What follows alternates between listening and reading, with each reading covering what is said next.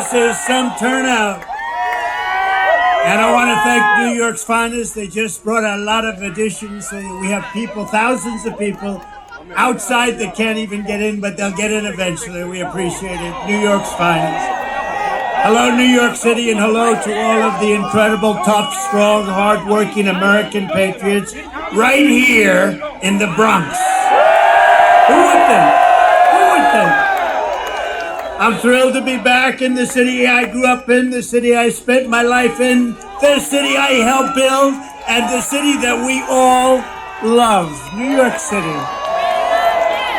And I'm here tonight to declare that we are going to turn New York City around, and we are going to turn it around very, very quickly. We're going to bring safety back to our streets. We're going to bring success back to our schools. We're going to bring prosperity back to every neighborhood and every borough of the greatest city in our land. We're going to reduce taxes. We're going to bring businesses and big taxpayers back to New York. Gotta bring them back. Gotta bring them back. And we're going to make New York bigger, better, and more beautiful than ever before. And that includes right here in the Bronx. And it's going to be done and funded starting on January 20th, directly from our great and beautiful White House. Is that okay? For my whole life, I always thought that this city is a monumental testament to the power of the American spirit and the American dream. When New York started as a small, rugged Dutch trading post near the tip of Manhattan in 1624, what you see around you is nothing more than wilderness and marsh. But by the muscle and backbone and genius of the people of New York, we built the city into the towering forest of iron, aluminum, concrete, and steel. We made this city and state into the capital of global commerce. We turned our hometown into the bustling center of a confident, glamorous American culture, and we inspired the entire world. We inspired the world. No matter where you went on this planet, everyone knew that when you said, "I'm a New Yorker," it meant you had smarts, you had grit, you had energy, and above all else, you had heart. You had heart. Big, big, beautiful heart. Everybody wanted to be here. New York was where you came to make it big. You want to make it big, you had to be in New York. But sadly, this is now a city in decline. Throughout my life, I've seen New York through good times and bad, through boom times and crime waves, through market crashes and terrorist attacks. But I've never seen it quite like this. We have filthy encampments of drugged out homeless people living in our places that we've spent so much time with children where they used to play. We have lunatics killing innocent bystanders by pushing them onto the railroad tracks for sport. Our it's a sad thing. Don't worry, it gets positive. Don't worry. It gets so positive. Remember, we're going to win. We're all winners. We're going to win so big. We're going to make it bigger and better than ever before. Remember. So don't worry. By the time the other 6,000 or 7,000 people get in, it'll be very positive. Our subways are squalid and unsafe. The ceiling tiles are falling down, and they look worse than a third world country.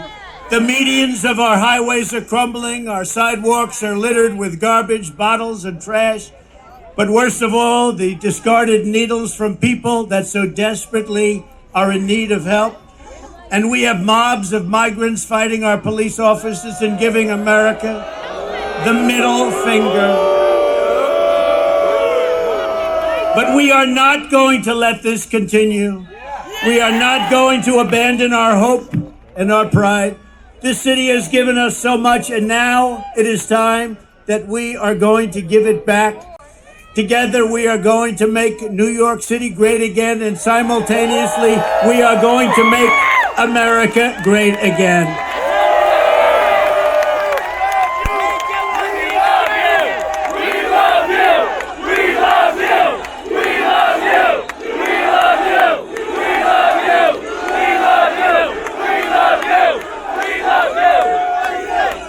Thank you.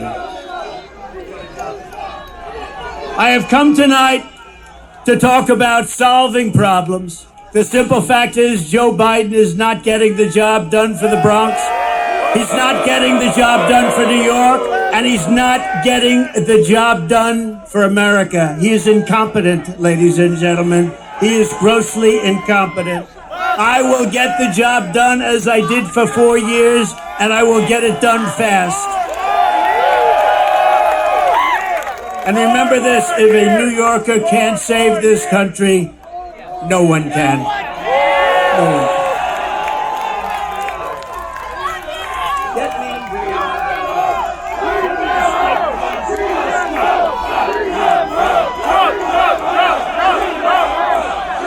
Thank you, everybody.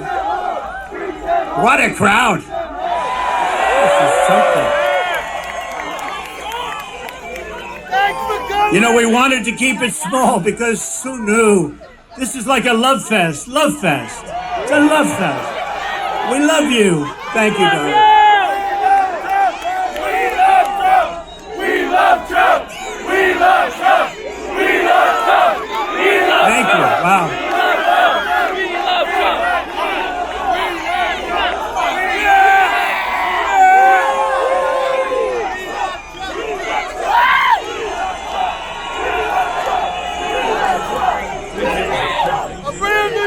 Who said we're not going to win New York? We're going to win New York someday.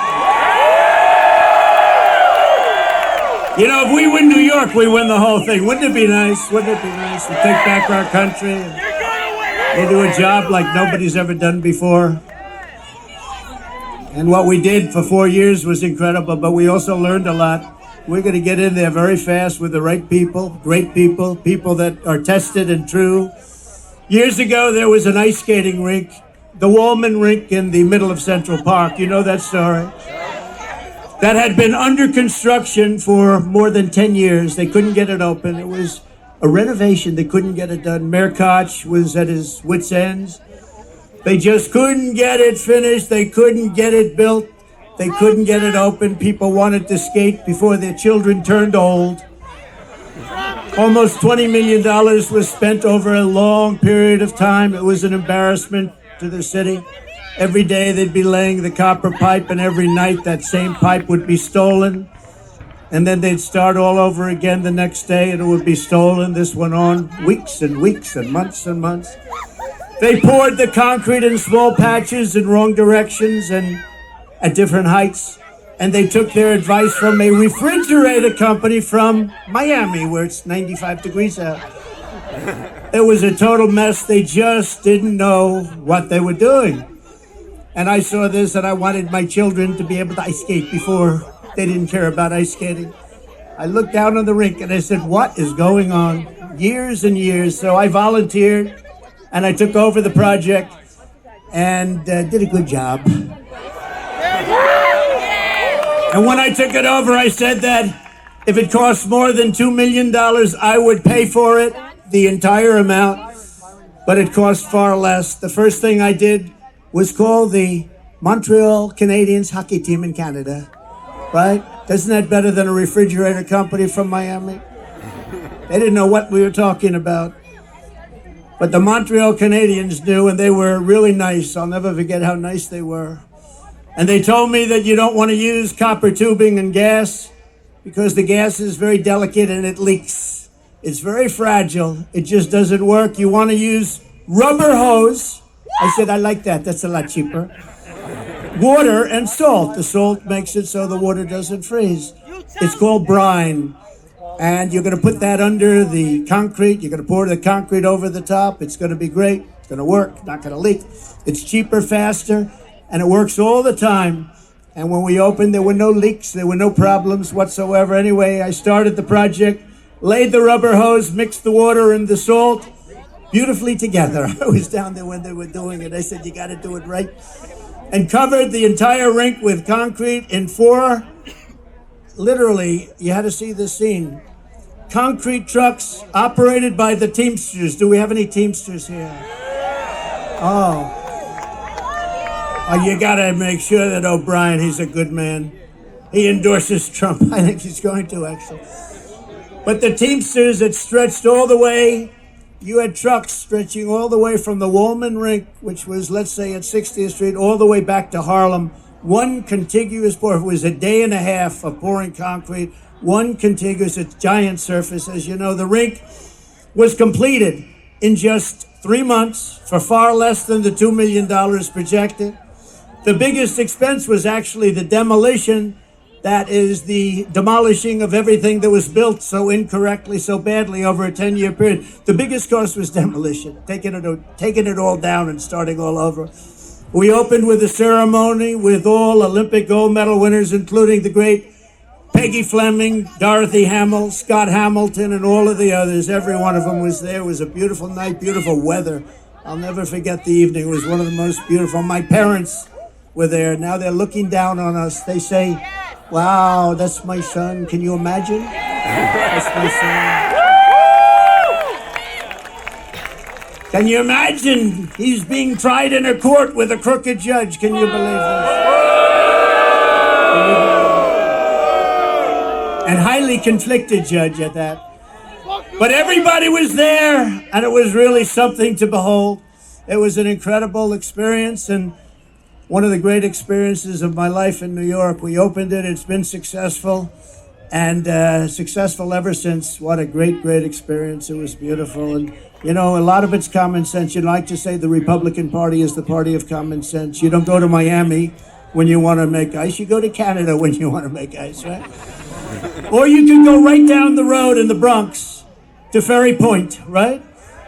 Everybody know about Ferry Point. It was another disaster, a development where the city had spent over 29 years, almost $300 million trying to develop it into a luxury golf resort, anything. They'll take anything. They were spending money. You know, trucks were going here, dumping, getting filled up, moving it here, dumping, getting filled up with the same stuff. This went on for years, back and forth, the same stuff. They were feather bedding. They were doing lots of bad things.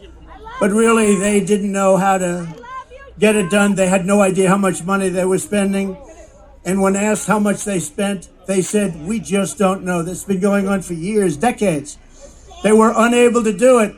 And at the time, the mayor, Michael Bloomberg, said, "No, it's all right. It's okay." Now, Michael Bloomberg was the mayor, and he called me. He said, "I have to get this done before I finish my term." It was very important to him. He was embarrassed by it. Everybody was embarrassed. It went through Mayor Koch. It went through a lot of different mayors.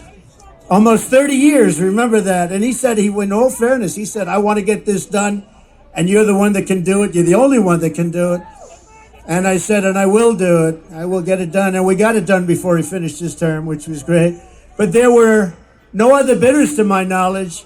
And I took over the project, spending only my money to build it. And I called all of the contractors together. These were tough people. These were tough, hard people. Many of you are probably contractors on that site company.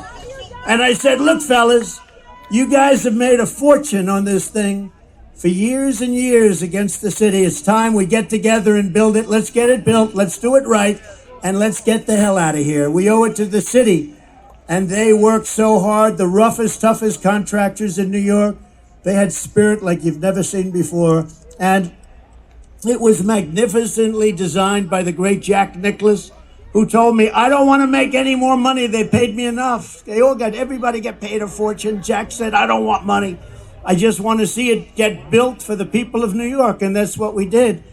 But everybody, just like Jack, they said very similar things. These guys were rough and tough, and they made a lot of money, but you'd think they'd want to make more, but they didn't. They just wanted to get it built. And in just a little more than a year, so this was going on for 30 years, including, think of it, just a magnificent thing to watch. You had to watch these people working, just the opposite of what took place for the first 29 years. But we had a magnificent world-class golf course that many of you have played now. And it's rated as one of the best public courses in the country. And then a short while later, we built a beautiful clubhouse, one of the prettiest I've seen. Built it, completed. The project was absolutely beautiful. It opened to great fanfare and great success. And do you want to hear the end result, though? Should I? Should I go off teleprompter and tell you the end is You think Biden goes off teleprompter? I don't think so. He's no good on teleprompter. No, but okay, so I did this beautiful job. And then we had a dispute over January 6th. We had a dispute. And they said, January 6th, we want to terminate his agreement with the city, had a long-term agreement with the city. And they sent me a notice of termination. I said, wait a minute. I just spent $25 million building it, built this magnificent clubhouse. It's in full operation.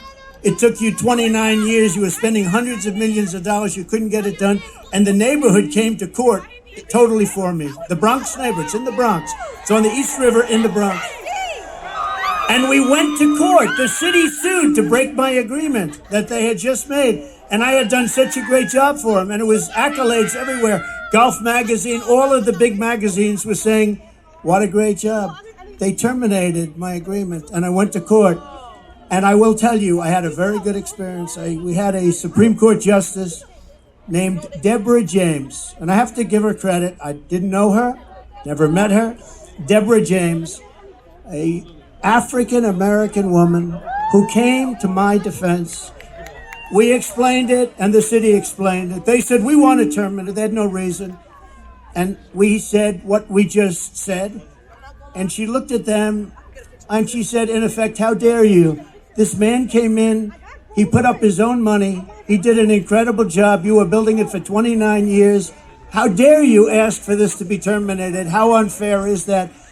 Deborah James, a great Supreme Court justice. That's all I can tell you. And we won the case. But it's not easy doing business in New York, I'll tell you. Not easy. So I just appreciated that. I had to tell that story. And as you know, then I renovated Grand Central Terminal. I built the Grand Hyatt Hotel on 42nd Street and Park Avenue. And as part of that, I renovated the beautiful Grand Central Terminal, did a really good job of that. And then I was very much responsible for the construction of the Jacob Javits Convention Center, where Hillary Clinton was going to have her big evening. That was not good. Remember? We had the glass ceiling. You know, we built glass ceiling. She said, we're going to break the glass ceiling. It didn't work out.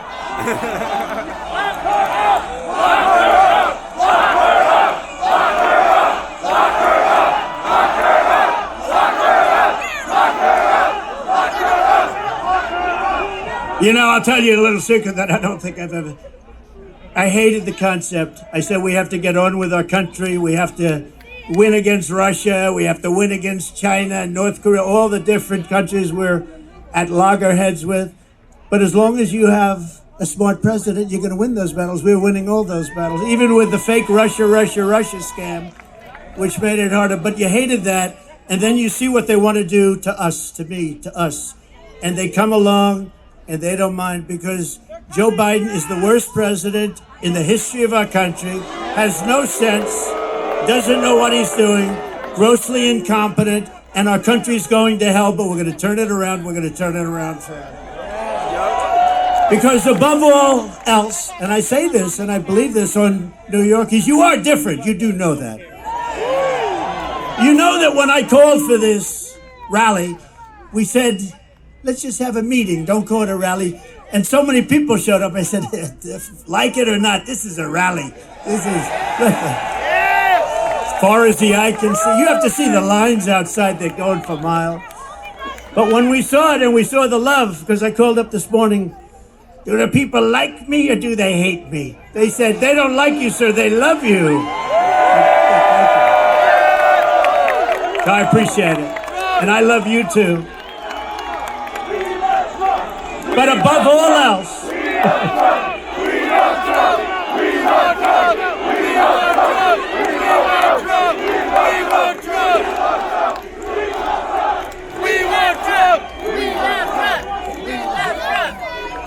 boy, look at all the cameras back there. That's amazing.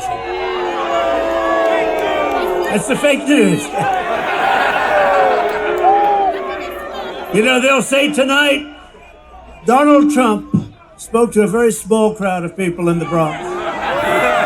It was a very hostile crowd, very hostile. They hated him very much. No, sometimes they're okay. You know, I agreed to do a debate with crooked Joe Biden on CNN with Fake Tapper. And I think they'll be fair. Does anybody think they'll be fair? That's all right. When they said, here's your story, you can have a debate on CNN with Fake Tapper as the primary host. And I said, I'll do it. Because you know what they thought is you'd say CNN, and they'd say various people on the show, various anchors, and headed up by Fake Tapper. And they thought I was going to reject it. I don't want to do it. Then Biden would say, I offered to debate, but he wouldn't do it. So they said, we want to have a debate. I'll take it. Well, we haven't even told you what the debate is all about. Then they said, we'd like to set up tables so you sit down. I said, I don't want to sit down for a debate. Let's go. At some point, so we're not sitting down. We're going to be standing up for the debate. And here's what you know. If crooked Joe Biden makes it through the debate, which I think he will, they're going to say it was one of the great debate performances in history. One of the greatest debate performances. But there they are. And we're on every network tonight. I don't know what's going on. We're on Fox. We're on all of them. So have a lot of fun, but we're on all of them. So they understood. They understood before anyone how big this would be. And you got to see what's back there coming in. Thank you. Thank you.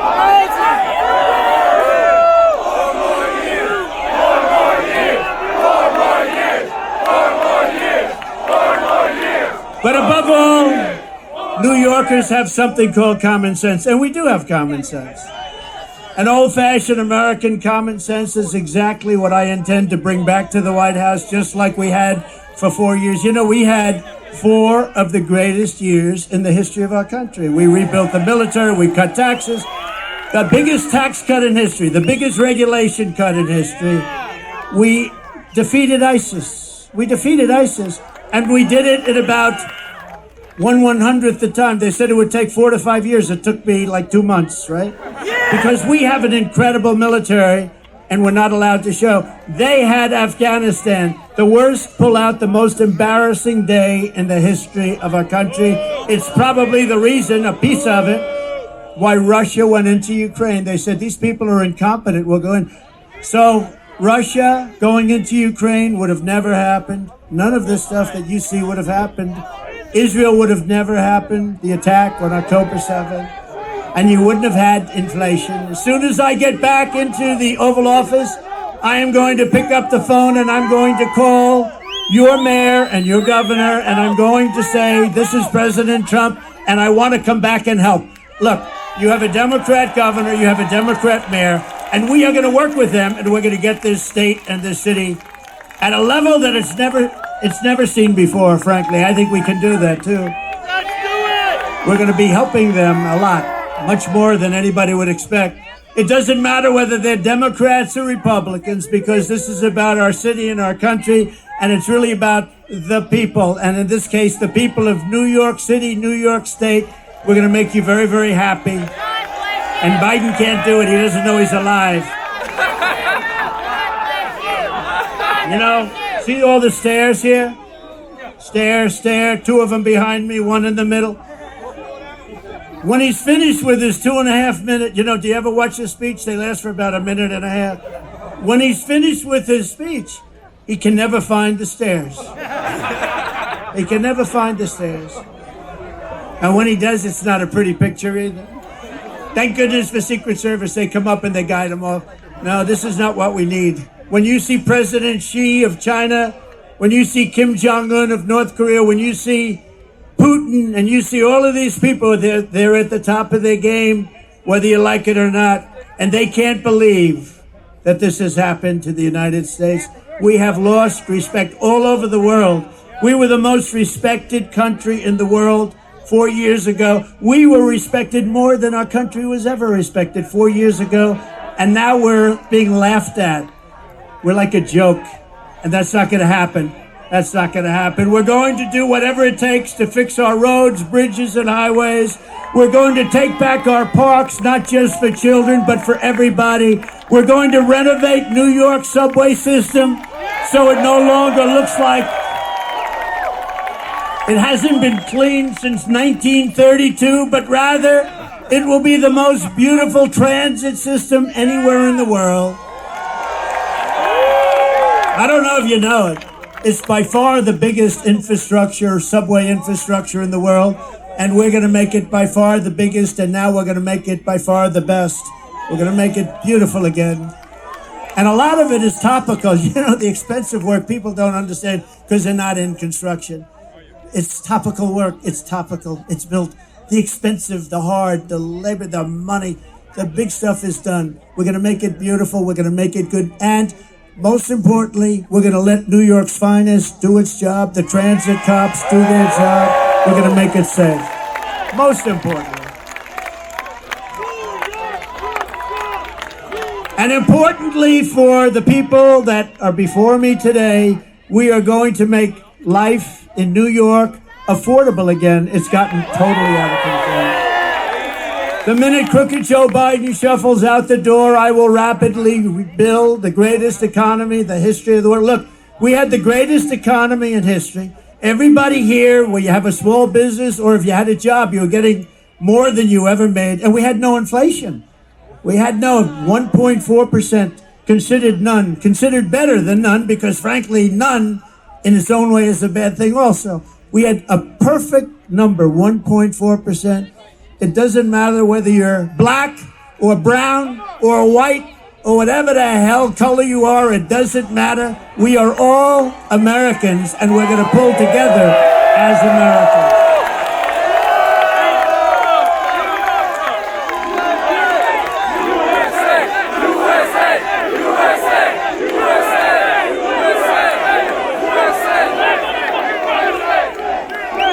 We all want better opportunity. I'm not just going to promise it.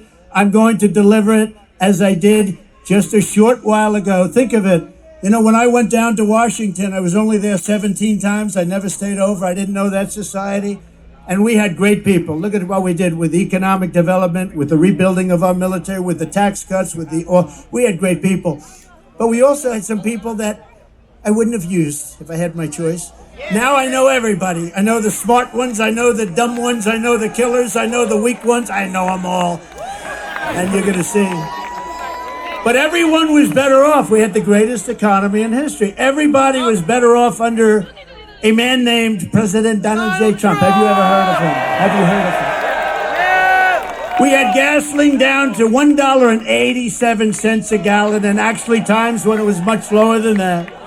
We had a record low poverty rate for Black Americans and Hispanic Americans. We had the best poverty rate in terms of the positive number ever in our history for Black Americans and Hispanic Americans. We lifted 6.6 million people out of poverty. Nothing like that has ever happened in our country. And the real middle class income rose over $6,000 a year. Think of that. Under Biden, it's a disaster. Real middle class income has fallen over $2,000 a year. That's a lot. That's a difference of $8,000. Real earnings for African Americans are down 5.6%. African Americans are getting slaughtered. Hispanic Americans are getting slaughtered. And these millions and millions of people that are coming into our country, the biggest impact and the biggest negative impact is against our Black population and our Hispanic population, who are losing their jobs, losing their housing, losing everything they can lose. They're the ones that are affected most by what's happening. Not only the fact that you've lost the use of your schools, your parks, and your hospitals. Joe Biden's inflation.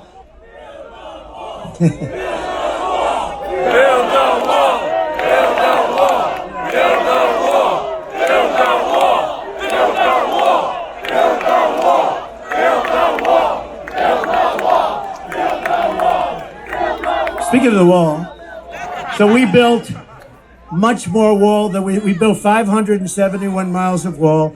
We had the safest border in history. we were going to put up within a period of 3 weeks. It was all built, laying there, ready to be put up, designed by the Border Patrol, who are incredible people, ICE, who are incredible people, all together. I wanted to put up concrete plank for the contractors here. They didn't want it. They had to have hardened steel. They wanted 6,000, 7,000 pound concrete. They wanted rebar in the middle. They wanted different materials, harder to cut. So we had very hard steel, very good stuff. Everything was good. We had the panel on top. It was called an anti-climb panel. We had the best wall, and it was going to be, we're going to add 200 miles of wall. It would have taken about 3 weeks. And then we had the rigged election, and you know what happened after the rigged election? They took the wall, and instead of putting it up, they sold it for 5 cents on the dollar. And I said, these people really do want to have an open border. And that's what's happened to our country. Our country has gone to hell because of it. It's gone to hell. But I want to thank Mexico. I want to thank, because I went to Mexico.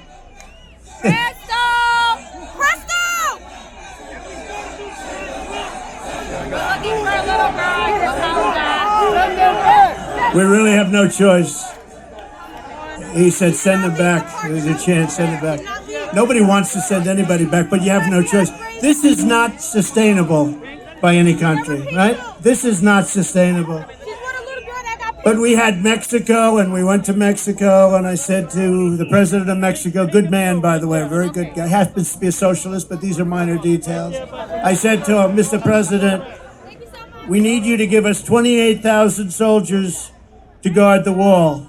He said, well, how much would you pay for that? I said, nothing. I'm not paying anything. You're sending them in. They're coming in caravans. You have to do it. And he smiled and he laughed. He thought it was funny. He thought it was like, I was kidding. I said, no. They're coming in through Mexico. We need 28,000 soldiers, free of charge. And he said, Donald, I cannot do that. I said, here's what you do. I don't want to embarrass you, so I'm not going to negotiate with you. Send me a negotiator. Give me a top negotiator. I want to see him. And he came to the White House, a very handsome man, dressed in one of the most beautiful suits I've ever seen. In fact, I was going to ask him, who is your tailor? I'd like to buy one of those suits, but I didn't think it was appropriate to start the negotiation that way. And I said, you know that you're going to give us 28,000 soldiers, don't you? No, we are not going to. We will never do that. I said, of course you're going to. 100%. He said, we're not going to. He said, no way. I said, way. You're going to give it. I said, 100%. And you're also going to have a new policy. It's called Remain in Mexico. Nobody can come into our country until they're free. And then you're going to have catch and release into Mexico. You know, we have catch and release into our country. Even if they're criminals, we catch them, we check them, we see they're a criminal, we release them, we say, come back 5 years later, you'll have a court case. Nobody ever comes back. So I said to the State Department, and a wonderful woman, but a bad negotiator, I said to the State Department, give me a top 10 list. Give me a top 10 things. I said to ICE and Border Patrol, give me a top 10. They gave me a top 10 list. And a lot of it had to do with all of the horrible disease that pours through. People that have highly contagious diseases are coming into our country at levels that we've never seen before. So many other things. And they gave me a top 10 list, but they laughed. They said, sir, they'll never do. We've been trying to get this stuff for 25 years. I said, if I were a betting man, I would bet you any amount of money. You'll have it very quickly. So this man comes in. I said, we want a policy, remain in Mexico, Tijuana. Hundreds of, probably the fastest growing city in the world for a period of a year. That place was loaded up with people. They weren't allowed into our country. And we had already built a lot of the wall, a tremendous amount, 571 miles. Without that, we couldn't have ever done this. And he said that, we're not going to do it, sir. I said, you are going to do it. He said, we're not. I said, here's the story. I'm not going to mess around with you. I have to go. I have a very important meeting, much more important than this. I said, here's the story. You're either going to do it, it's Friday evening, or on Monday morning at 7 o'clock in the morning, we are going to put a 25% tariff on everything that Mexico sends into our country. And then 1 month later, if you don't do it, we're going to put a 50%. Then we're going to go 75. And because I'm a nice person, we're going to stop at a 100% tariff. And and I had it literally written. I'm saying, should I sign it or not? Am I going to waste the ink or not? Because I'll sign it right now. On Monday morning at 7 o'clock, you're going to pay up to $100 tariff. He said, sir, I'd like to make a phone call. I said, I wonder who you're going to call. Let me guess, you're going to call the president. He comes back 3 minutes later. Sir, it would be our great honor to give you 28,000 soldiers free of charge. It would be our great honor to have a policy of remain in Mexico. Anyway, and we got all 10 things. It took about like 10 minutes. It was not. And now the other day, did you see? Mexico said to crooked Joe Biden, we want $20 billion a year just for the privilege of negotiating with you. We want you to pay us. Did you see that? It was a little article. You hardly. There's a slight difference, would you say? He would have never asked that. He would have never asked that. So he said they want 20 billion. 20 billion, not mid, 20 million's a lot. They want 20 with a B, $20 billion a year, just for the privilege of negotiating with Mexico. And you would never get the things that they gave up, remain in Mexico. They gave up catch and release in Mexico. They gave up everything. They gave up everything. They did give up the Constitution. Joe Biden, his inflation has cost the average New York household a staggering $24,000. Think of that. Because the costs have gone up so much. Bacon has gone, I don't eat bacon anymore, it's too expensive. It's gone up like 4 times. I said, what's with bacon? But if you look at the Biden price hikes, very much caused the runaway inflation, the likes of which I don't think we've ever seen before, anything like it. And they're costing average New York families $1,000 a month just in the inflationary costs. I call it the Biden inflation tax because it's a tax. On day one, we're going to throw out Bidenomics. They're going to replace it with Maganomics, like your hats. Maganomics.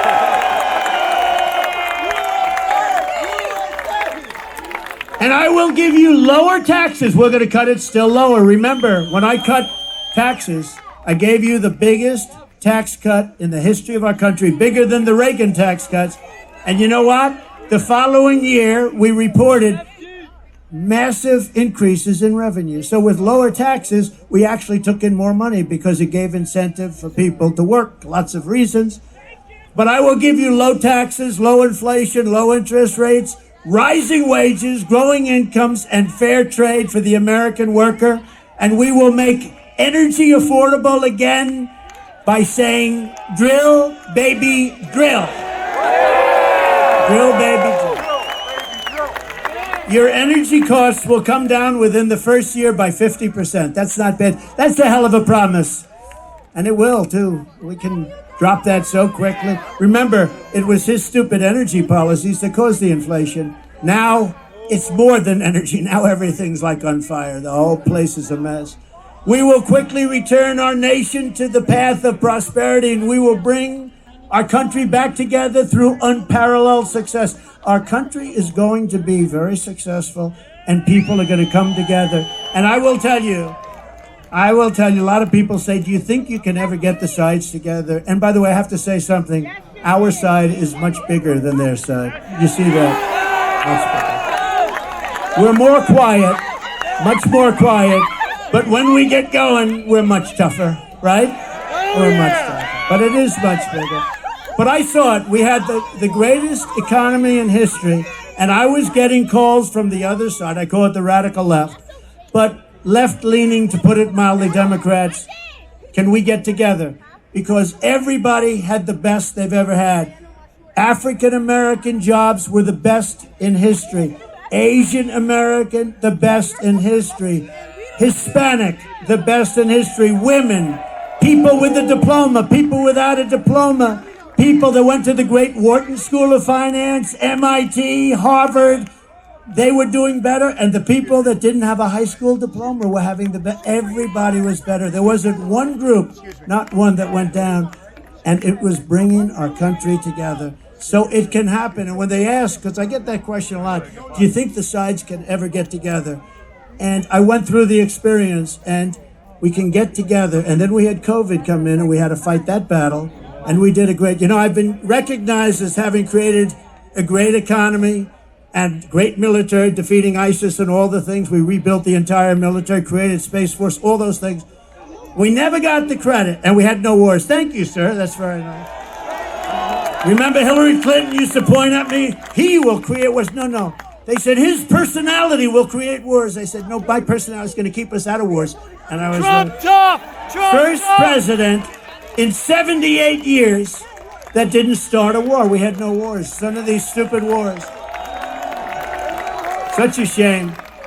When you see all the people that died in these horrible wars in the Middle East and everything else, countries didn't want us, dropping bombs all over the place. Spent $9 trillion in the Middle East. We bombed the hell out of the place, then we leave. You know, in the old days, to the victor belong the spoils. We don't do that. We bomb the hell out of everyone, then we come back home. It's so sick. It's so sick and so stupid. These people that led us are so stupid. You want to use that as a last resort. You can solve these problems with a meeting or with a telephone call. You don't have to drop billions of dollars worth of bombs on people's heads. You don't have to. It's called peace through strength. It really is. There's no reason for it. What they did in the Middle East is so incredible. They bombed the hell out of the place and then they left. But to the victor belong the spoils. We didn't do that. Now, in Iraq years ago, I was a civilian, but I got a lot of publicity for whatever the hell reason. And I said, don't go into Iraq, don't go into Iraq, don't go into Iraq. But if you're going to go in, keep the oil. Well, they went in and they didn't keep the oil. And Iraq now has $350 billion in cash from the oil. And Iran, by us destroying Iraq, the military of Iraq, you know, for years they fought each other and they were equal sizes, equal everything. They were equal military partners. And for 1,000 years under different names, they would fight, a religious thing. They'd fight, they'd go 5 feet left, 5 feet right, 5 feet left, 5 feet right. Somebody would say they have gas, somebody would say they have nuclear, then they'd rest for a few years and they'd fight again. But we blew the hell out of one side, Iraq. So now Iraq is a subsidiary, essentially, of Iran. Congratulations for the geniuses that got us into that mess. Because Iran essentially controls, and that was the other thing. When I was president, Iran was broke. They had no money. I said to China, they bought a lot of oil.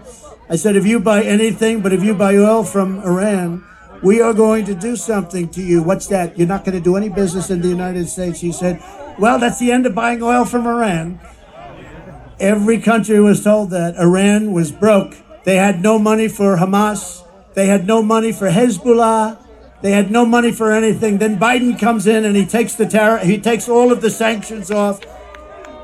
And they go out, and now Iran has $223 billion. Congratulations. And we're the only ones for 5 hostages. We just paid $6 billion. And for electricity, for Iraq, we just paid $10 billion. And think of it, Iraq has billions of dollars that we're paying for their electricity. So we were in a position, there was no terror, there was no threat, there was no nothing. And now Iran has become a big threat again.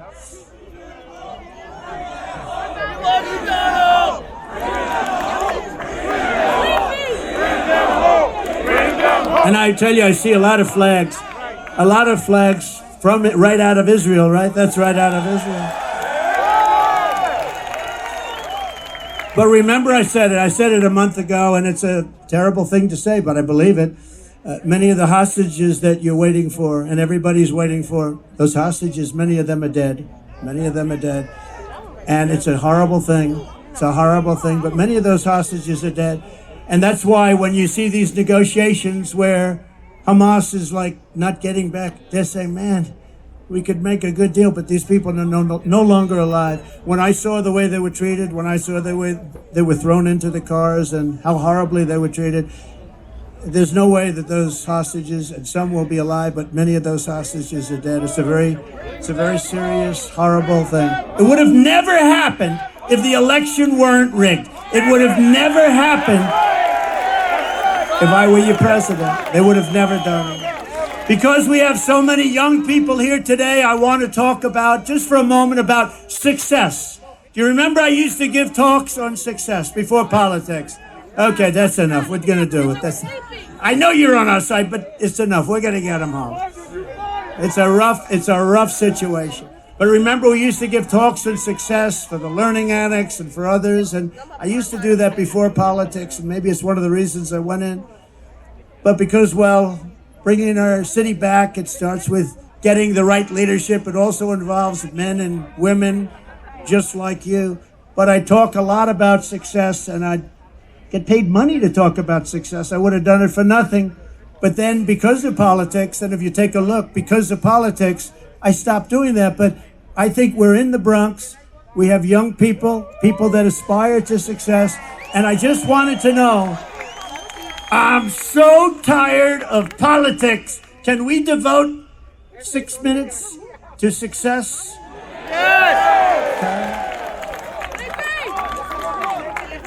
So, for all of you young people, I think it's, look, I've been through tremendous, I've had great success. I've had it in entertainment, I've had it in business, I've had it in politics. I ran for office. What office did you run for? President. How'd you do? I won.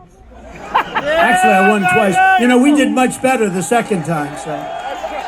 We got millions more votes the second time. Oh, yeah! But it doesn't compare to this time. There is so much more. We had tremendous enthusiasm when I don't call her Crooked Hillary anymore. I call her Beautiful Hillary because I took crooked and used it for Joe.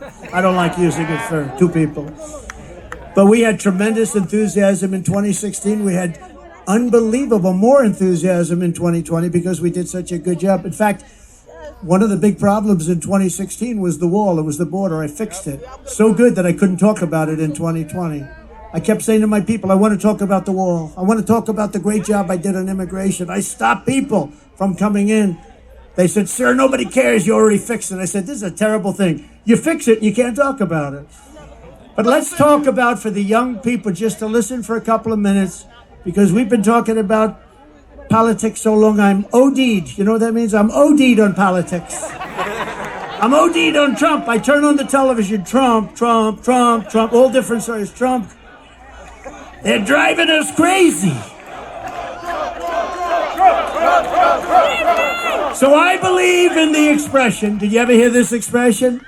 The harder you work, the luckier you get. You know who said that? A great golfer named Gary Player. He was smaller than other golfers, but he worked harder than other golfers. And he ended up with the most career wins of any golfer. He ended up with 9 majors. And, he was small in stature, but big right up here. But he made that statement. It was the first time I ever heard about it. He said, it's a funny thing happens. The harder I work, the luckier I get. That was an athlete saying that. Amazing, right? It's the first time I heard it. Probably been said by others, but it's true. I can tell you, if you didn't work really hard, there is very little chance that I would be standing here right now. Another part of success is something I learned from my father. I had a wonderful father, wonderful parents. I'm lucky. You got to be lucky. You got to get great parents. If you're going to spend your life working really hard, you have to love it. You have to pick something that you really enjoy. Sometimes your parents will say, don't do that. But you got to, a little bit, in that case, you got to follow your own way. You got to love it. Ideally, you're going to love something where there's a potential, because there are some things you love, but it's not going to do you so good. So ideally, fall in love with something that's good. Some people go into a business where it's a very hard business.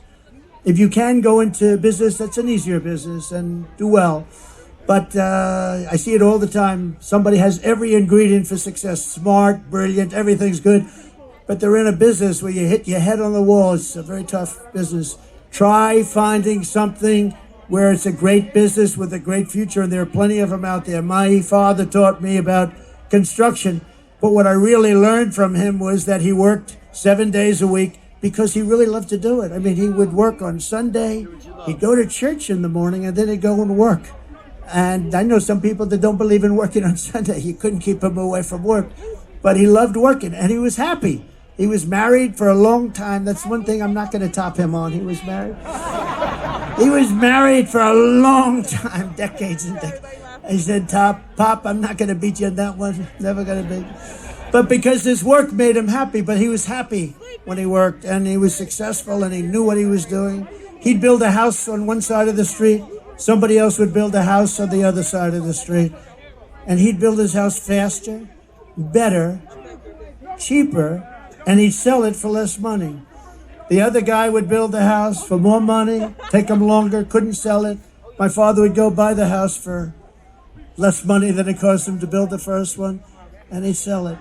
And you know, in the old days, a long time ago, his brother was a professor at MIT. My father worked, he was a little younger than my father. My father put him to school. He went to MIT, very brilliant guy, Professor John Trump, the longest serving professor in the history of MIT, 41 years, I believe. Yep. Dr. John Trump. My father used to tell me I used to go crazy. Your uncle was always getting degrees. I had to keep building for your uncle to get him through college. He was always up there getting degrees. But he was at MIT for 41 years, a brilliant guy. He used to talk to me about nuclear because he was a nuclear genius, along with a genius at about everything else.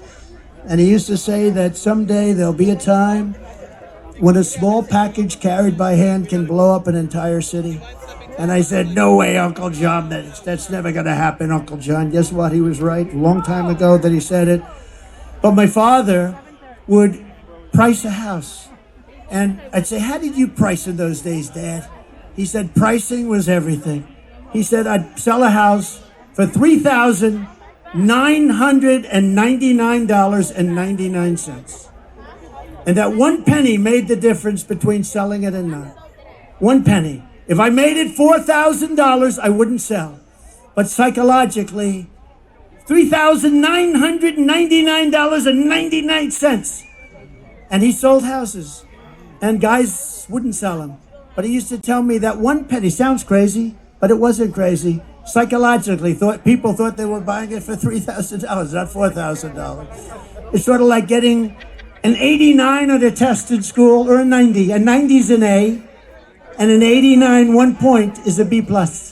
Another lesson: when times are tough, sometimes that's when you perform the best. You have to learn that about yourself. You have to learn it about yourself. Are you okay? Are you guys okay? No! Okay, take your time, yeah? Take your time. Doctor, any doctor, please? Doctor in the house. Thank you. Are you okay? No! You take your time, darling. Yeah. I want to see you!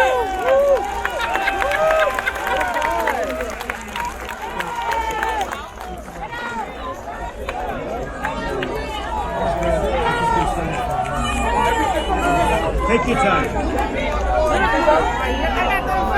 Everything lit.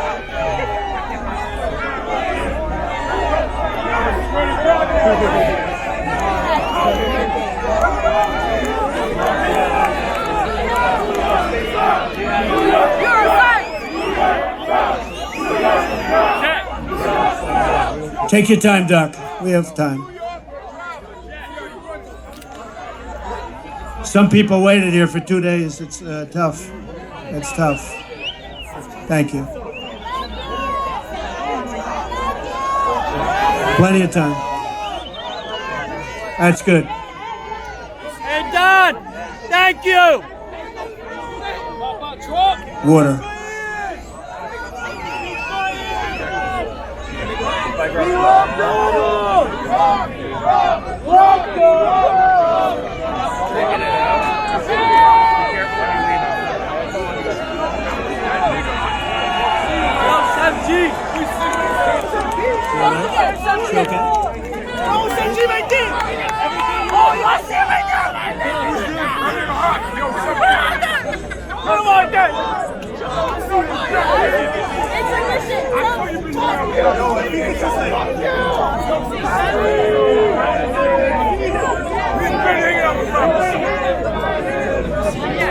All right.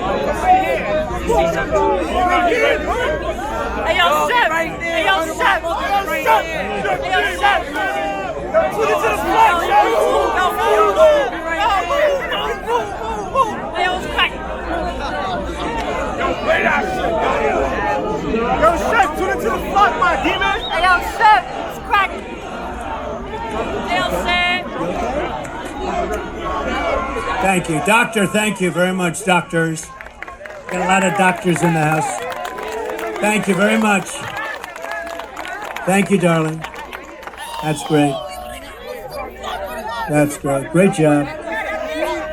People do a fantastic job here. But it's hot, and it's been a long wait, right? Long wait.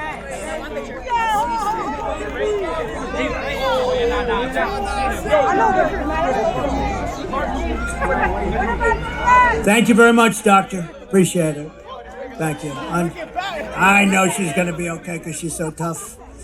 Some of the greatest days of my business career were in the toughest times, but I enjoyed waking up every single morning and go to battle. A lot of people say to me today, the toughest business people, people that you know about, could I ask you a question? How do you do it? I say, do what? How do you get up in the morning and put your pants on? Why do you put the pants on? I'll explain it to you someday. How do you do it? How do you get up? How do you do it? How can you want to do with what you do? They're after you. They're after you. These horrible human beings are after you all the time. Impeachment hoax number 1, impeachment hoax number 2, lawsuits all up. And they're doing it to injure the political opponent of an incompetent candidate because he can't run fairly and squarely. And I say, you know what I do? I just do it. I put on the blinders. I say, I just do it. We do it. And the other question they ask me is, will it happen again? And we have to make it too big to rig. We got a lot of great people watching. We have to make it too big to rig. But one of the things you need in success is momentum. You need momentum. You got to have, and when you have that momentum going, there's nothing that can stop you. And I tell the story of Bill Levitt. Bill Levitt was a great real estate man, great. Levitt towns all over the country. One of the most successful real estate people at a certain age ever.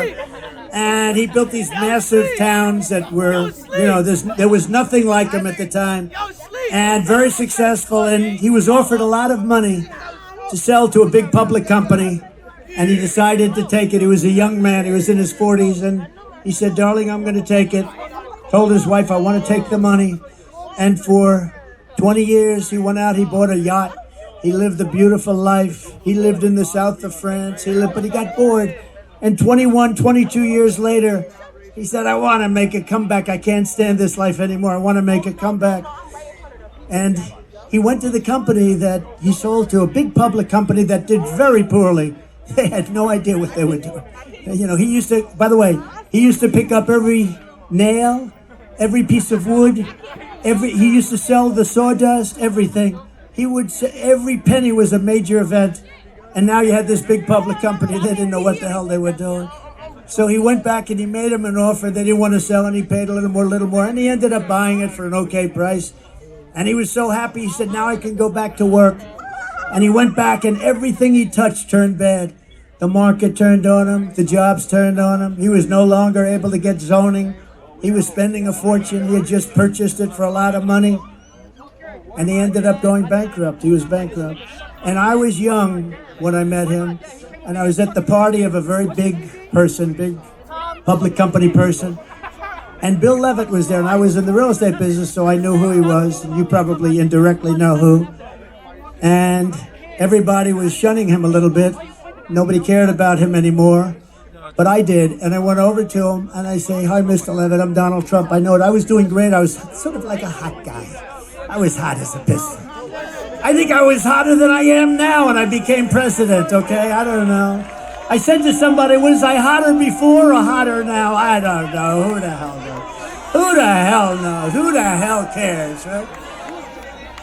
But he knew who I was. And I went up, I said, so, are you okay? And he said, I'm not really okay. I made a mistake that I'll never forget. And he was, by this time, a pretty old guy.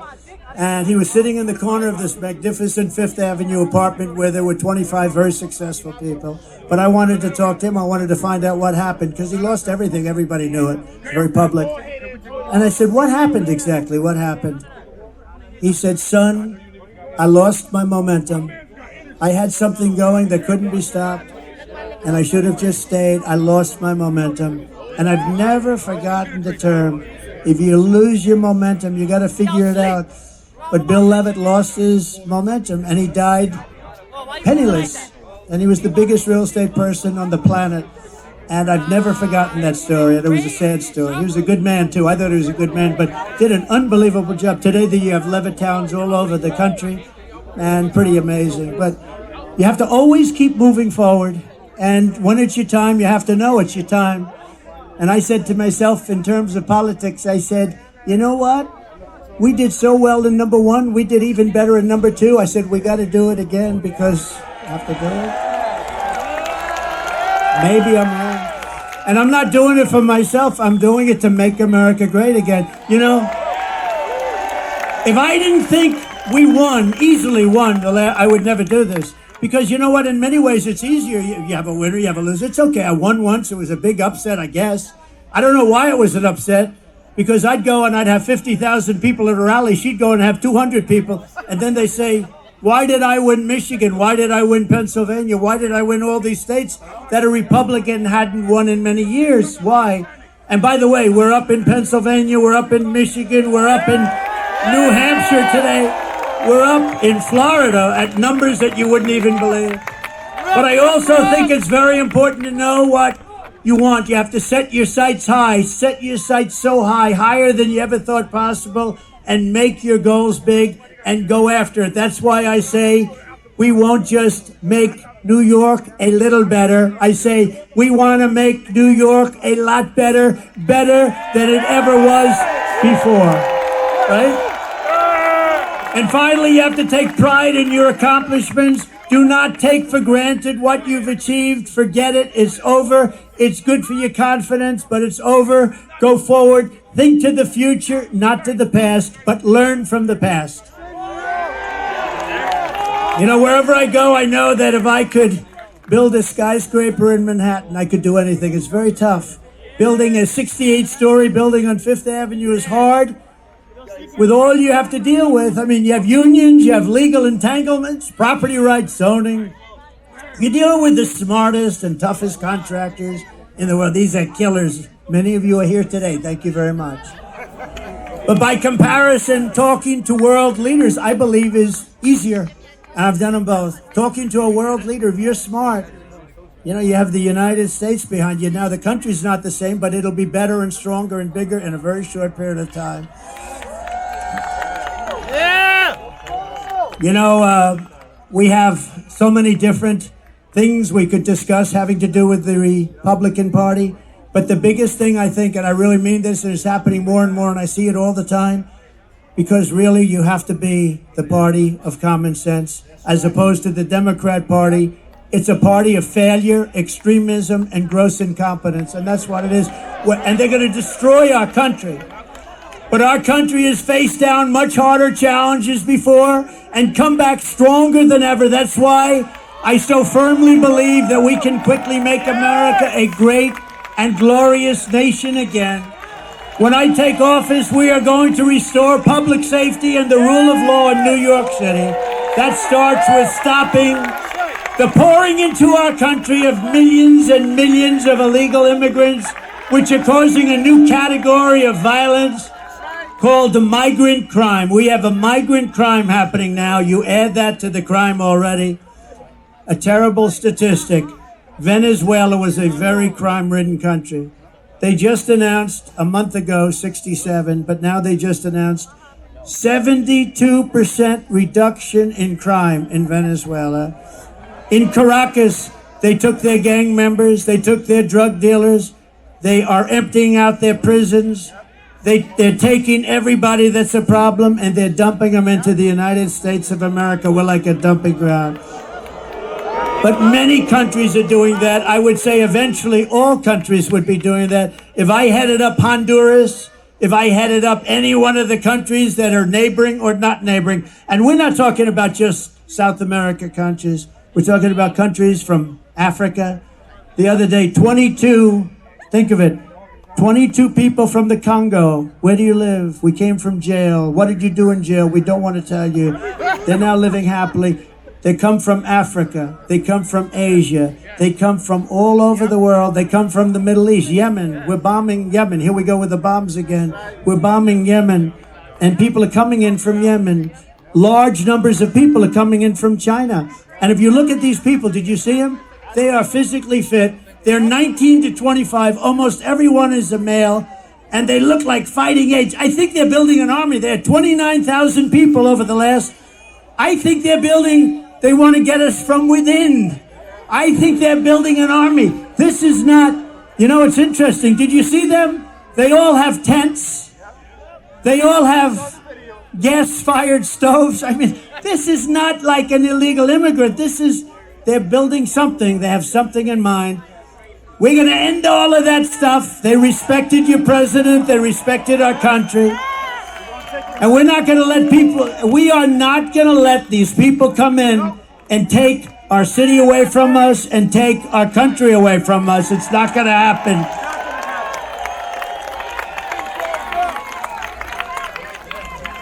Now, who would let people, seriously, who would let people come from prisons and jails, from mental institutions? They cannot stay. We will immediately begin the largest criminal deportation operation in our country's history because this situation is sustainable by no country. No country can sustain this.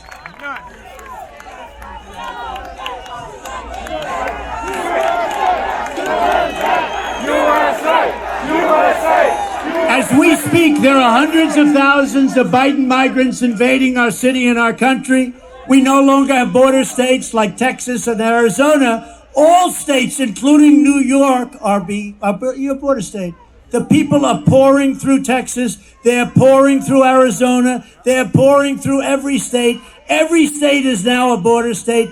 Every state is now, we're talking about, in my opinion, 16 to 17 million people. And these are not necessarily people that are going to help us as a country. We want to be nice. We want to be respectful.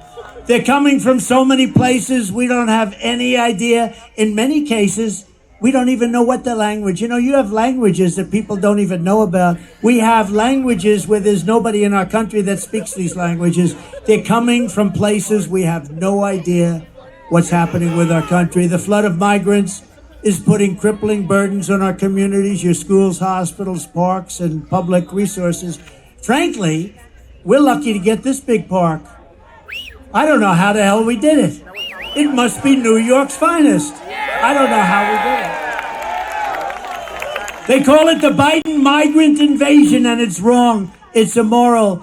And the vast majority of New Yorkers agree with me that this is unacceptable. It's unacceptable. We must stop it. We must stop it immediately. And you know, for the people coming up, it's also unacceptable.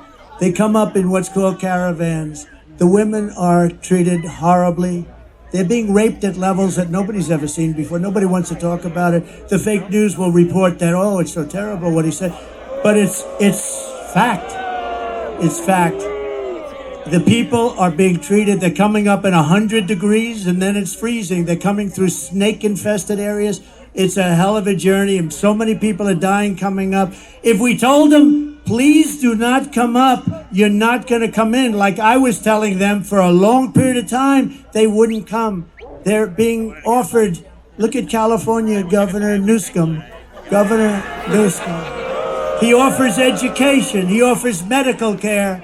He offers pensions. He offers everything. He'll even give them an electric car because they're all over the place. How about the electric Band-Aid? You like the all-electric Band-Aid? Not too much. Does anybody like a car that doesn't go very far? Cost a lot. In Brooklyn, American students at James Madison High School were recently told they had to stay at home from school so their classrooms could be turned into housing for thousands of migrants. Very simply, Joe Biden puts illegal aliens first. I put America first. I put America first.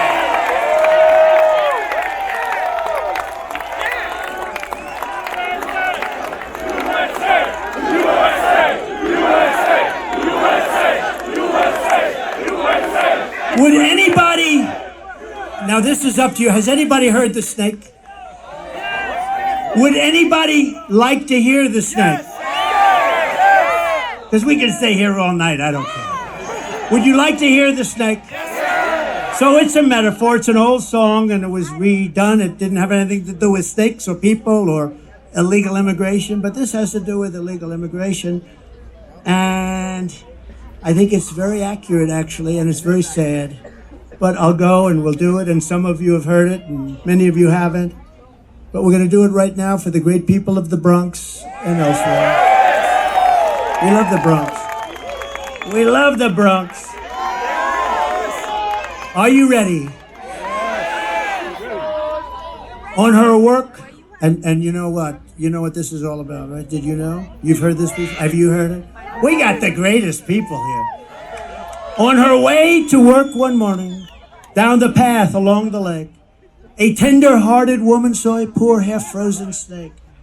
His pretty colored skin had been all frosted with the dew.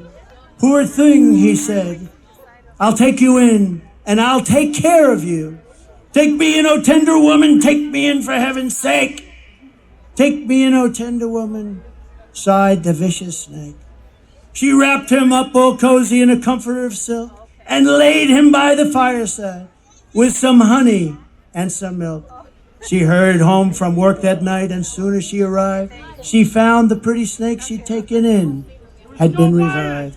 "Take me in, oh tender woman, take me in for heaven's sake. Take me in, oh tender woman," sighed the vicious snake. She clutched him to her bosom. "You're so beautiful," she cried, "but if I hadn't brought you in by now, you truly would have died." She stroked his pretty skin again and kissed and held him tight. But instead of saying, "Thank you, ma'am," the snake gave her a vicious bite. "Take me in, oh tender woman, take me in for heaven's sake. Take me in, oh tender woman," sighed the vicious snake. "I saved you," cried the woman, "and you've bitten me, but why? You know your bite is poisonous, and now I'm going to die." "Shut up, silly woman," said the reptile with a grin. "You knew damn well I was a snake before you took me in." Right? So when we allow people from prisons, when we allow people from insane asylums and mental institutions, which are being emptied out all over the world, their prison populations are going way down. You know why? Because they're being dumped into the United States. When we are allowing terrorists at numbers that we've never seen before, remember the snake. Remember the snake. Because you're going to get bitten like you never got bitten before, and you need a new president, and you have to get rid of this person who is not a smart person, not a respected person, and doesn't have a clue what the hell is happening. So, that's the snake. Did you enjoy the snake? On day one, I will seal the border and I will stop the invasion of our country. Very sadly, in recent years, we have also seen our city destroyed by bad, radical left, pro-crime policy that virtually everyone, Republican, Democrat, Independent, everyone, you all know it's a disaster. You know the names of these lunatic policies. No cash bail. Somebody kills somebody. Go out. No bail. Don't worry. Go out and kill a couple of more people. Defund our great police. Defund the police. Sanctuary cities. Release violent repeat offenders from jail. Joe Biden supports all of this insanity and much more, but millions of people across New York know it's crazy. There is no way when you watch this guy get off an airplane, he doesn't even have to talk. When he falls out of a helicopter, he's got 3 little stairs. It's not that hard. You got 2 railings. You don't fall out of helicopters. You don't fall upstairs. He falls up. He has more trouble going up than he does coming down. That's a little simple. But you're just not going to vote for him. We got to win. If we just win the state, it just puts it right. It's such a big state. It puts it to bed. You're going to have a president and people, but you're going to have a president that understands what we have to do. We have to be nice about it, but we have to do things. And we're going to be done. And the world is going to respect us again. We were never so respected as we were 4 years ago. President Xi of China, Putin, Viktor Orban, did you ever hear of him? Prime Minister of Hungary, very tough guy, known as a strong man. Oh, they hate it when I talk about him because they say he's a strong man. Trump loves strong men. I don't know. I like weak men, actually. I like weak men. I'd much rather have a weak man than a strong man. But he is a strong man. And they asked him, why is it that the whole world is blowing up? He said, one simple reason: Trump is not president in the United States. He said, you put Trump back as president and the whole world is going to get better, because they were afraid of Trump. They couldn't figure Trump out. Trump was a rather difficult person, but he used the word afraid. I don't use it. I don't use afraid. I use the word respect. They respected your president. They respected the United States of America. And they're going to do it again, and it's going to happen fast. But we have to get this absolute disaster. The worst president in history. He makes Jimmy Carter look like he had a brilliant administration. The only happy person about Joe Biden is Jimmy Carter, because Jimmy looks brilliant by comparison. I also want to thank New York's finest. I grew up with them. I know them. I love them. I love our firemen. I love our teachers. These are incredible people, and we have to bring the word respect and honor back to them, right where it belongs. A few weeks ago, I visited with a grieving family, New York police officer Jonathan Diller. What a beautiful family. He was a beautiful person. He was 31 years old, gunned down during a traffic stop by a vicious thug, and just horrible, leaving his beautiful young wife behind, a son, Ryan, behind, 1-year-old son. And it was the saddest day. It was a horrible thing. Opened the door and just started shooting him. The criminal charge was savagely murdering Officer Dillon, was previously arrested by the NYPD 21 times. And he was allowed to go out because of the political things they do here. I'm the only one they want to keep.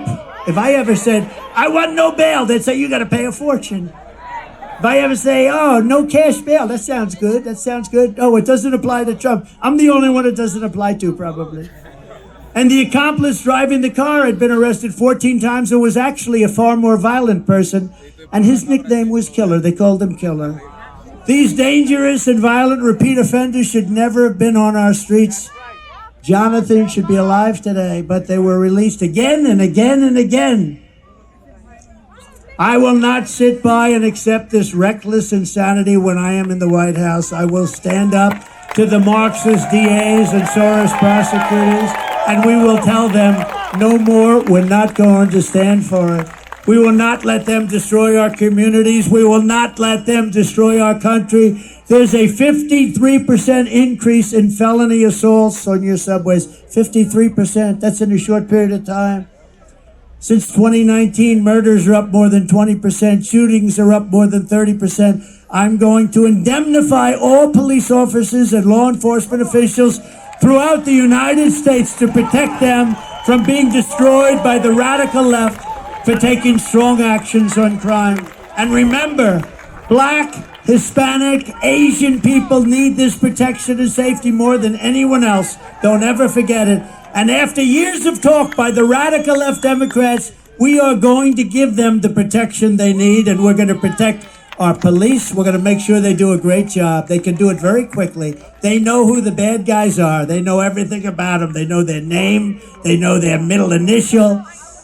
We're going to insist that if a violent criminal murders a police officer, they receive the death penalty. It's going to be quick. And I also want to work with your mayor and your governor, happen to be Democrats, to clean up the homeless encampments so that you can once again enjoy your parks and your public spaces. Right now, you don't have public spaces. They're occupied by migrants in tents.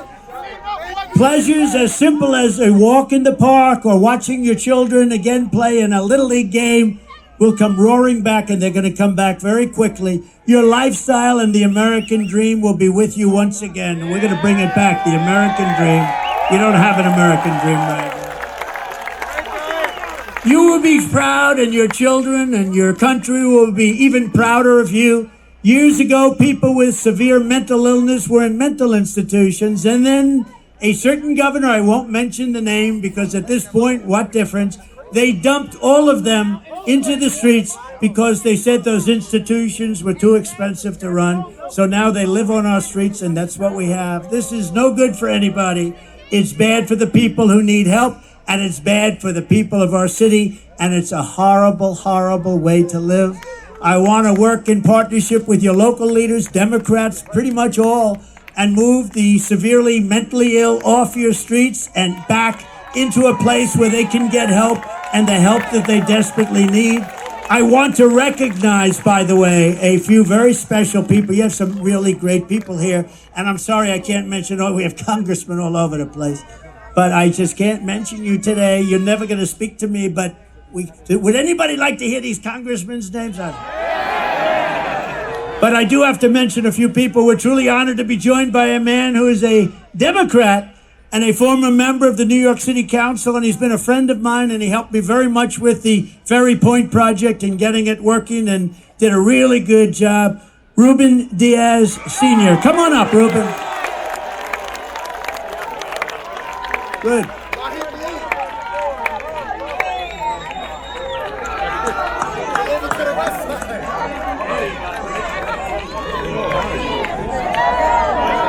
Thank you. Mr. President, I am a Puerto Rican, a black Puerto Rican. I used to be a state senator for 15 years. I used to be city council member. Today I'm here for various reasons. But I want to tell you first that as a Puerto Rican, as a Hispanic, I want to apologize to you for the conduct of George Juan Merchant. As a Hispanic, I want to apologize.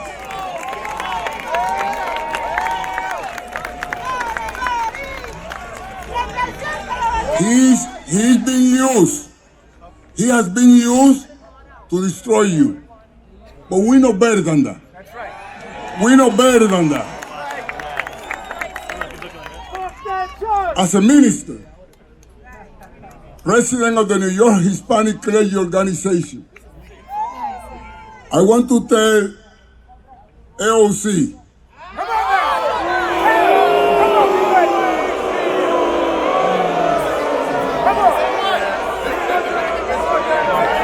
this morning, she intended to become a prophet. That's right. And she said,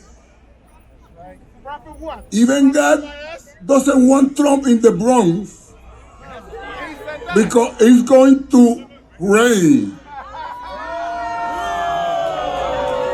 Madam Prophet AOC, you have become a false prophet.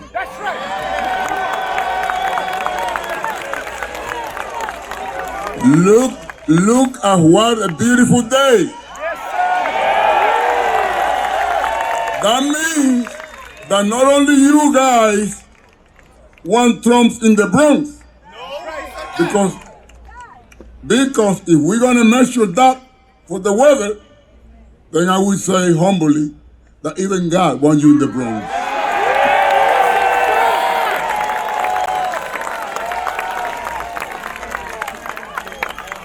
And I want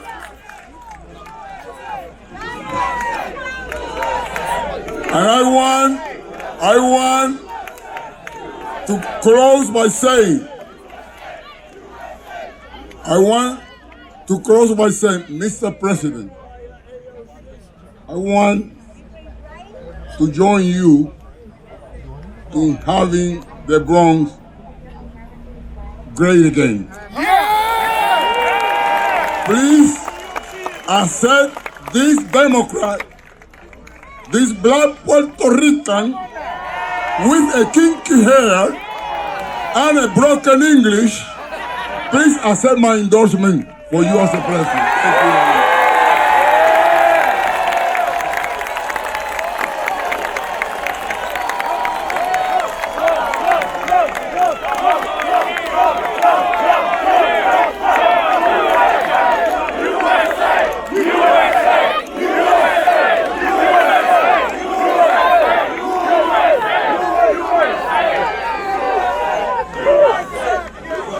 Thank you very much. How nice was that? I didn't expect that. Really? That was beautiful. You know, it's always dangerous to do that. You never know what's going to come out. Maybe he'll change his mind coming up, but he doesn't change his mind. That man is a winner. He's a winner and a great man. Thank you very much, Ruben.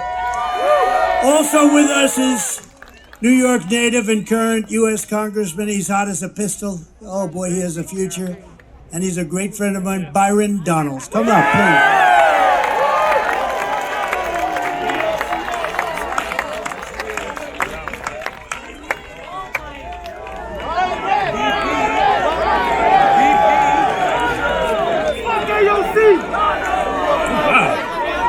Mr. President, There's more of them here now than when I was up about an hour and a half ago. If there's one thing we know, is that this man was one of the best presidents this country has ever had.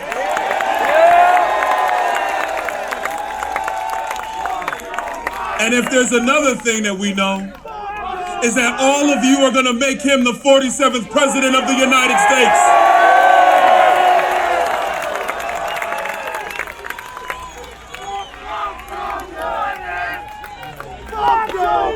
Thank you, Byron. Great. What a good future. Here as well is rapper Chef G. Does everybody know Chef? Where is Chef G? Where is he? Come on up, fellas. Rapper Sleepy Hollow. Come on up here, fellas.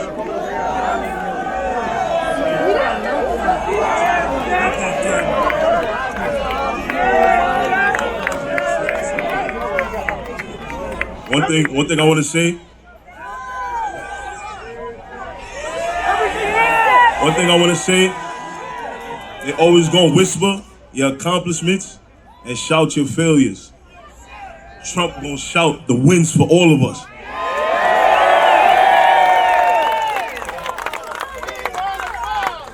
Make America great again.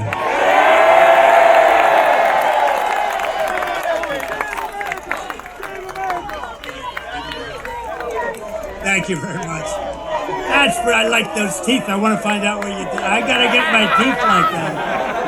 I want that to happen to me. Somebody with a fantastic future in the Republican Party and beyond, Gavin Wax. Thank you, young Republicans. Gavin, whoever you are. Thank you, Gavin. Adam Solis of New York, Young Republicans, who's been fantastic. Thank you. Thank you very much. Thank you. Good job you're doing. Madeline Brame of Blexit. Thank you, Madeline. Thank you very much. Somebody that's a real star in politics and done an incredible job and so popular in Nassau County. The county executive of Nassau County, Bruce Blakeman. Come up, Bruce, for a second. Come up, Bruce. Where is Bruce? We got to get Bruce. Where is he? That's a long way to come up. To hell with Bruce, right? Come on up, Bruce. Come on. This guy is central casting. If I'm doing a movie on a politician, this is the guy I have playing. Come on.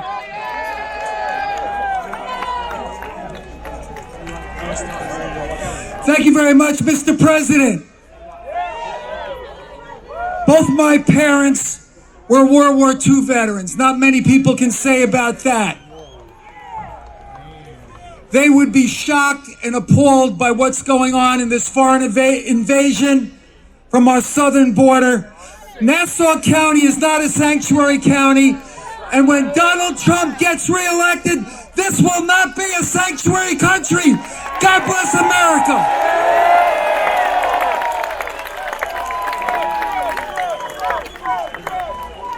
Good man, good man. USA! USA! USA! USA! Thank you very much. National Committeeman and Chairman Joe Cairo. Joe, thank you.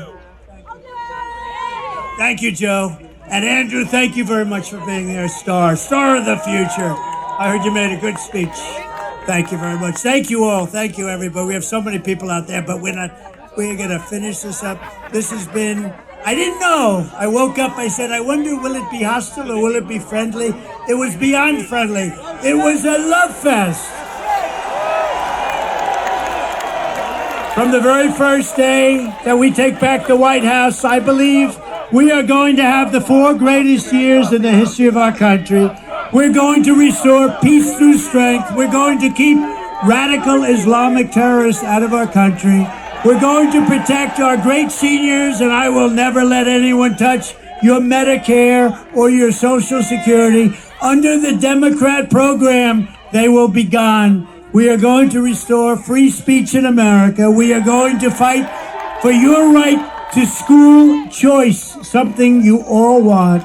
And I will not allow schools to impose COVID vaccine mandates or mask mandates.